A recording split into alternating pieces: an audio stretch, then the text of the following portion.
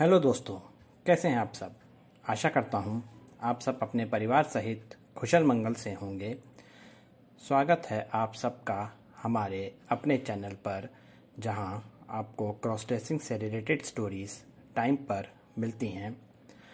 आज फिर एक नई कहानी लेकर आपके सामने आया हूं।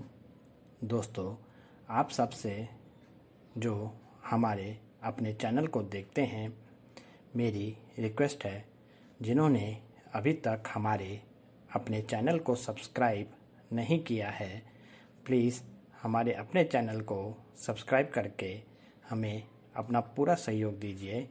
आपका एक सब्सक्राइब हमें प्रेरणा से भर देता है। तो चलिए चलते हैं अपनी कहानी की ओर।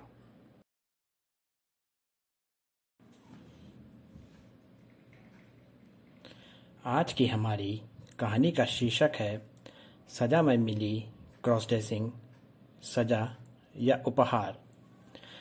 आज की हमारी कहानी कमल नाम के व्यक्ति की कहानी है। इस कहानी में हम यह देखेंगे कि कैसे कमल को कमला बनना पड़ा।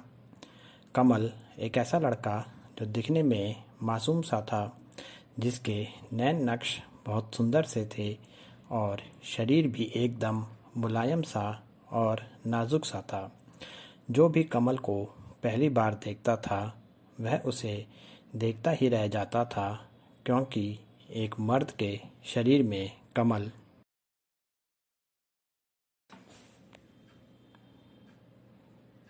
एक कोमल और नरम से शरीर वाला था।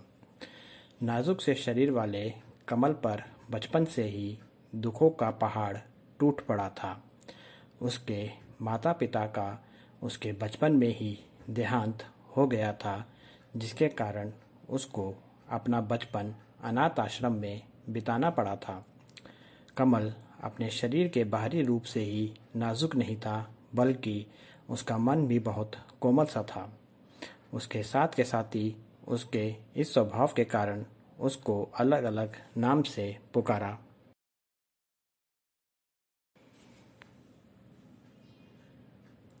करते थे, जैसे कमल का कमला, लड़के के बदले लड़की। छोटी छोटी बातों पर जल्दी जल्दी रो देना, अपनी बातों को बड़ी नाजुकता के साथ पेश करना, अपनी उम्र के लड़कों के साथ जल्दी से ना घुल मिल पाना, उनसे कम बोलना और अपने साथ की लड़कियों की बातों पर ज़्यादा गौर देना और उनसे जल्दी घुल मिल जाना, यह कमल का स्वभाव था। इस स्वभाव के साथ साथ कमल को अपनी साथ की लड़कियों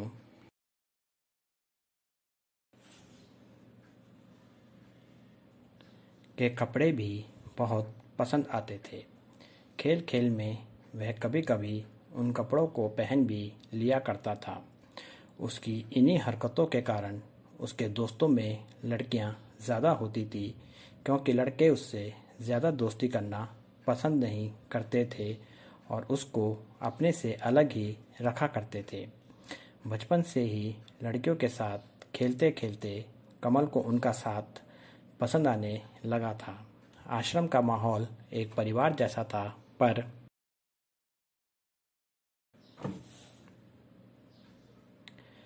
उम्र के साथ साथ कमल की अपनी सहेलियों से थोड़ी दूरी बनती जा रही थी। अब कमल अपने परिवार के बीच खुद को अकेला महसूस करने लगा। उसके हम उम्र के दोस्त बचपन से ही उससे दूरी बनाकर रखते थे। कमल ने अपने समय को पढ़ाई में ही बिताना शुरू कर दिया और अपनी स्कूल तक की पढ़ाई उसने अच्छे अंकों के साथ पूरी कर ली। अब आश्रम के नियम के मुताबिक कमल को आश्रम को छोड़ना था, इसलिए वह आश्रम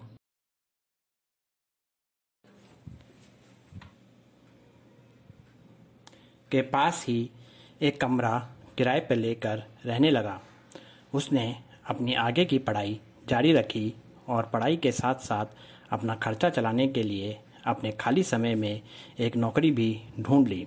अपने परिवार से बिछड़ने का गम कमल को बहुत था। उसके अलग रहने से एक बात से वह खुश था कि यहाँ वह वो सब करने को आज़ाद था जिसका सपना वह अपने बचपन से देखता आ रहा था। वह सपना था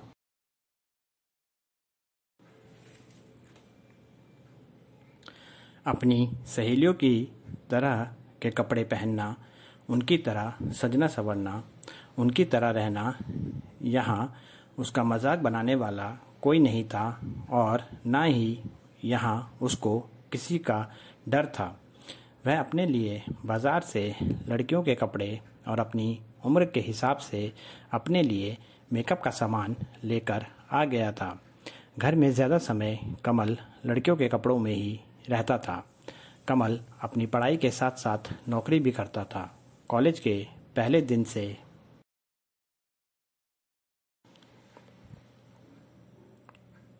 ही कमल का कोमलपन स्वभाव सबके सामने आ गया था। कुछ दिनों में ही उसके कॉलेज के दोस्त भी कमल से दूरी बनाने लगे थे। आश्रम की तरह यहाँ भी कमल के दोस्त लड़के न होकर ज़्यादातर लड़कियाँ ही थीं। उन लड़कियों का साथ पाकर कमल एक बार फिर अपनी पुरानी ज़िंदगी को महसूस करने लगा था, जब वह आश्रम में अपनी सहेलियों के साथ दिन बिताता था। अब तो कमल के पास अपने कपड़े और मेकअप का सामान भी था।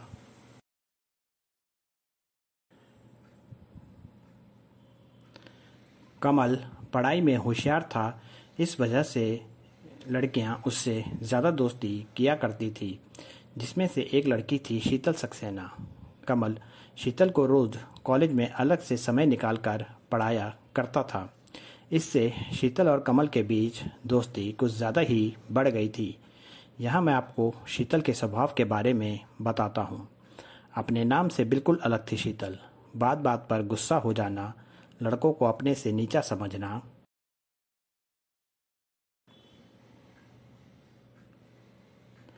और हमेशा अपने अहंकार में रहती थी।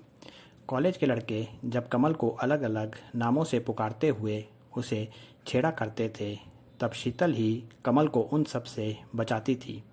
शीतल का ऐसा व्यवहार अपने घर वालों के प्रति भी था और उसके घर वाले भी शीतल के ऐसे व्यवहार से दुखी थे। वह जल्दी से जल्दी शीतल की शादी कर देना चाहते थे, जिससे उसका व्यवहार बदल सके। अपनी शादी की बात बार बार सुनते हुए शीतल बहुत तनाव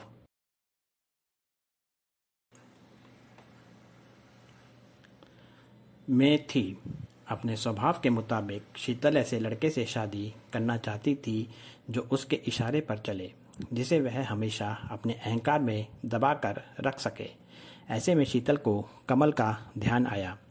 कमल के कोमलपन स्वभाव को शीतल हमेशा दबा कर रख सकती थी और उसके दोस्तों से उसको बचा कर वह कमल को अपने अहंकार के नीचे भी रख सकती थी।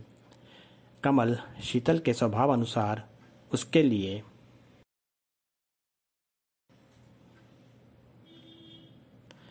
सही जीवन साथी था।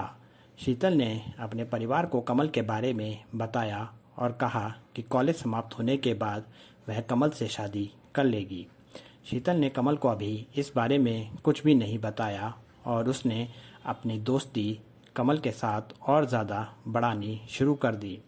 कमल को अपनी हर सहेली का साथ पसंद था, पर उसका अब ज़्यादा समय शीतल के साथ बीतने लगा था। अब वह शीतल के साथ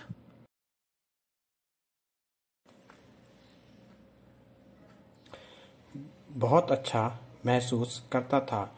अब कॉलेज ख़त्म होने वाला था। एक दिन शीतल ने कमल को बताया कि इस दोस्ती के कारण उसे कमल से प्यार हो गया है और वह कमल से शादी करना चाहती है। कमल भी इस शादी के लिए तैयार था। जैसे शीतल को अपने स्वभाव अनुसार उससे दबने वाला लड़का चाहिए था, वैसे ही कमल को भी एक ऐसी लड़की की तलाश थी जो उसको समाज और दुनिया से उसके कोमलपन